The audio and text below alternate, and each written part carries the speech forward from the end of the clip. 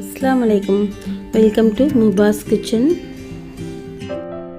இன்னைக்கு நம்ம பார்க்க போகிறது சென்னை ஸ்டைலில் 1 கிலோ மட்டன் பிரியாணி எப்படி பண்ணலாம், அதுக்கு தேவையான இன்க்ரீடியன்ட்ஸ்லாம் எவ்வளோங்கிறது தான் பார்க்க போகிறோம்.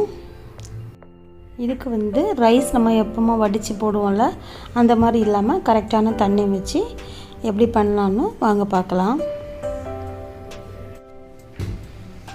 மட்டன் 3/4 கிலோ நான் எடுத்திருக்கேன். நல்லா க்ளீன் பண்ணி எடுத்தாச்சு. நம்ம 1 கிலோ ரைஸ்க்கு 1 கிலோ மட்டன் எடுக்கணும். இன்றைக்கி நான் 3/4 கிலோ தான் வாங்கியிருந்தோம், அதனால நான் கம்மியாக எடுத்திருக்கேன். இதுவும் நல்லா தான் இருக்கும். 1 கிலோ போடும்போது இன்னும் டேஸ்ட்டாக இருக்கும். இப்போ நம்ம மேரினேட் பண்ணுறதுக்கு தேவையான ஸ்பைசஸ் 1/2 டீஸ்பூன் மஞ்சத்தூள், 1 டேபிள் ஸ்பூன் பெருஞ்சீரகப்பொடி, வறுத்து பிடிச்ச சீரகப்பொடி 1 teaspoon, மல்லிப்பொடி 1 table spoon, garam masala பொடி 1 டீஸ்பூன், அப்புறம் தனி மிளகாய் பொடி அது 1 டேபிள் ஸ்பூன், சில்லி பவுடர் இருக்குல்ல அது. அதுக்கப்புறம் நமக்கு மட்டனுக்கு தேவையான உப்பு கொஞ்சம் கூட இருந்தாலும் பரவாயில்ல, அப்போ தான் நல்லா சுள்ளுன்னு நமக்கு மட்டனில் அந்த உப்பு எல்லாம் பிடிக்கும். 100 கிராம் போல் இஞ்சி பூண்டு பேஸ்ட்டு, கொத்தமல்லி, புதினா, ஒரு 100 கிராம் தயிர். இப்போ இதெல்லாம் நம்ம விரவி ஒரு 1/2 hour எடுத்து வச்சுட்டு நம்ம அதுக்கப்புறம் வேக வைக்கணும். நம்ம விரவடுப்பில் பண்ணுறதா இருந்தால் டைரெக்டாக நம்ம வெங்காயம்லாம் நல்லா வதக்கிட்டு எல்லாம் இஞ்சி பூண்டு பேஸ்ட் எல்லாம் வதக்கிட்டு நம்ம டைரெக்டாகவே மட்டனை போட்டுடலாம். உங்களுக்கு அந்த விரவடுப்பில் அது நல்லா அழகாக வெந்துடும். இதுக்கு கூட ஒரு 2 ஏலக்காய், ஒரு துண்டு பட்டை சின்னதாக, 2 கிராம்பு, 1 டீஸ்பூன் எண்ணெய் விட்டுருக்கேன். நமக்கு கேஸில் பண்ணுறதுனால கொஞ்சம் லேட் ஆகும் மட்டன் வேகிறதுக்கு, அதனால் ஒரு 2 விசில் வச்சு நான் எடுத்துட்டோன்னா நம்ம அப்புறம் ரைஸ் கூடயும் அது வேகும், அப்போ கரெக்டாக வந்துடும். ரைஸ் 1 கிலோ நல்லா அலசிட்டு நான் எடுத்து வச்சுருக்கேன். இது நமக்கு ஒரு 1/2 hour ஊறினா போதும். நான் மட்டன் நீங்கள் மட்டனை பார்த்தா தெரியும், இதுக்கு நம்ம எத்தனை விசில் போடணும்னு தெரியும். இது கொஞ்சம் எலசாக இருக்கிறதுனால நான் 2 விசில் போட்டு எடுக்க போகிறேன். அதுக்கப்புறம் ரைஸோடு வேகும்போது கரெக்டாக வந்துடும். இங்கே 200 கிராம் நான் எண்ணெய் எடுத்திருக்கேன். நீங்கள் 100 கிராம் நெய், 100 கிராம் எண்ணெய் அப்படி கூட எடுக்கலாம். ஸ்பைசஸ் ஒரு 2 துண்டு பட்டை, 4 ஏலக்காய், 4 கிராம்பு, ஒரு அன்னாசிப்பூ சேர்த்துருக்கேன். பிரிஞ்சி எல்லாம் இருந்தால் நீங்கள் சேர்த்துக்கோங்க.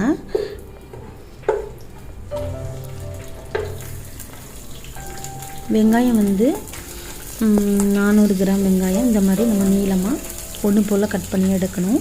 அப்போ தான் உங்களுக்கு அது வதங்கும் போது நல்லா நமக்கு ஈவனாக கலர் ஒரே மாதிரி வதங்கி வரும். இந்த வெங்காயம் நம்ம வதங்குறதுல தான் நமக்கு பிரியாணியோட டேஸ்ட்டே இருக்குது. இந்த அளவுக்கு வதங்கணும். இதுக்கு நடுவில் ஒரு 4-5 வாட்டி நீங்கள் திறந்து மிக்ஸ் பண்ணி விட்டுட்டே இருக்கணும், இல்லைனா கீழே கரிஞ்சிட்டு மேலே வெள்ளையாக இருக்கும் வெங்காயம். அப்போ தான் நமக்கு இந்த மாதிரி ஒரே மாதிரி கிடைக்கும். புதினா, கொத்தமல்லி, அப்புறம் ஒரு 6 பச்சை மிளகாய் சேர்த்துருக்கேன். இதில் காரம் கம்மியாக இருக்கிறதுனால நான் 6 சேர்த்துருக்கேன். நீங்கள் 4 பச்சை மிளகாய் சேர்த்திங்கன்னா கரெக்டாக இருக்கும். 1 டேபிள் ஸ்பூன் தனி மிளகாய் தூள், 1 டீஸ்பூன் கரம் மசாலா பொடி, ஒரு 1/2 டீஸ்பூன் வறுத்து பிடிச்ச சீரகப்பொடி, அப்புறம் 1 டீஸ்பூன் பெருஞ்சீரகப்பொடி சேர்த்துருக்கேன். நம்ம மேரினேட் பண்ணுறதுக்கும் எல்லாமே சேர்த்துருக்கோம், மட்டனில் சேர்த்தோம்ல, அதனால் கொஞ்சம் கொஞ்சம் அதில் கொஞ்சம் இதில் கொஞ்சம் நான் சேர்த்துருக்கேன். இதோட மெஷர்மெண்ட் எல்லாமே நான் எவ்வளோ சேர்த்துருக்கோம் எல்லாமே டிஸ்கிரிப்ஷன் பாக்ஸில் கொடுத்துருக்கேன், வேணும்னா செக் பண்ணிக்கோங்க. தயிர் 100 கிராம், தக்காளி 400 கிராம் சேர்த்துருக்கேன். இப்போ நம்ம அந்த தக்காளி வதங்கிறதுக்கு தேவையான உப்பு போட்டுக்கலாம். அப்போ தான் கொஞ்சம் சீக்கிரமாக வதங்கும். நல்லா குழைய நமக்கு வதங்கி வரணும். முழுசாக கிடந்தால் நல்லா இருக்காது.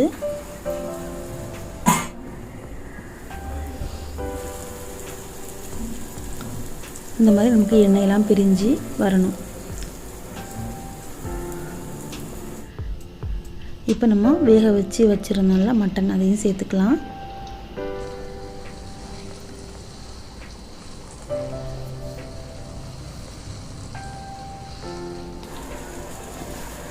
இது ஒரு 2 நிமிஷம் நம்ம அந்த மசாலாவோட நல்லா மிக்ஸ் பண்ணி அப்படியே வச்சுட்டு கொஞ்சம் புதினா கொத்தமல்லி போட்டிருக்கேன். அந்த மசாலாவோட அந்த மட்டன் எல்லாமே நல்லா மிக்ஸ் ஆகும். அதுக்கு தான் இப்போ ரைஸ் வந்து 1 கப்பு ரைஸ்னால் நம்ம 2 கப்பு தண்ணி எடுக்கணும். நம்ம இந்த மாதிரி பாத்திரத்தில் வச்சு பண்ணுறதுனால 2 கப்பு, குக்கர்லாம் நீங்கள் வச்சிங்கன்னா 1.5 கப்பு எடுத்திங்கன்னா கரெக்டாக இருக்கும் தண்ணியோட அளவு. இப்போ வந்து கொஞ்சம் உப்பு போட்டிருக்கேன். ஒரு பெரிய லெமனோட ஜூஸ் சேர்த்துருக்கேன்.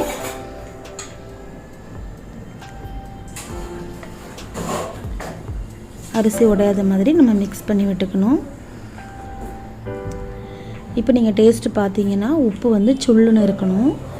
அப்போ தான் நமக்கு ரைஸ் வெந்து வரும்போது கரெக்டாக இருக்கும்.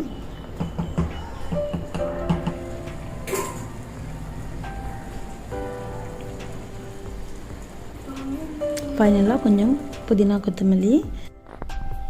இப்போ ஃபைனலாக வந்து நம்ம வந்து ஒன்று போல் மிக்ஸ் பண்ணி விட்டுக்கலாம்.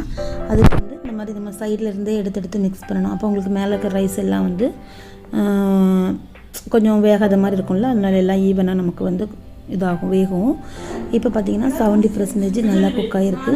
இப்போ நம்ம தம் போடும்போது கரெக்டாக வந்துடும். கீழே வந்து ஒரு தோசைக்கல் ஒன்று வச்சுருக்கேன். அதை வந்து ஒரு 10 நிமிஷத்துக்கு நம்ம ஹை ஃப்ளேமில் வச்சுட்டு ஒரு 10 நிமிஷம் சிம்மில் வச்சோம்னா கரெக்டாக நமக்கு வந்துடும். அவ்வளோதான், பிரியாணி ரெடி ஆகிட்டு.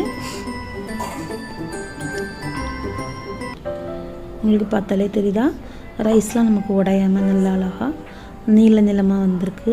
தண்ணி நம்ம வச்சுருந்த தண்ணி எல்லாமே கரெக்டாக இருக்குது. இங்கே சென்னையில் வந்து கல்யாண வீடுங்களெல்லாம் பிரியாணி இப்படி தான் இருக்கும். அவங்க வந்து நிறைய அளவில் செய்கிறதுனால அவங்க ஆஃப் குக் பண்ணி ரைஸ் போடுவாங்க.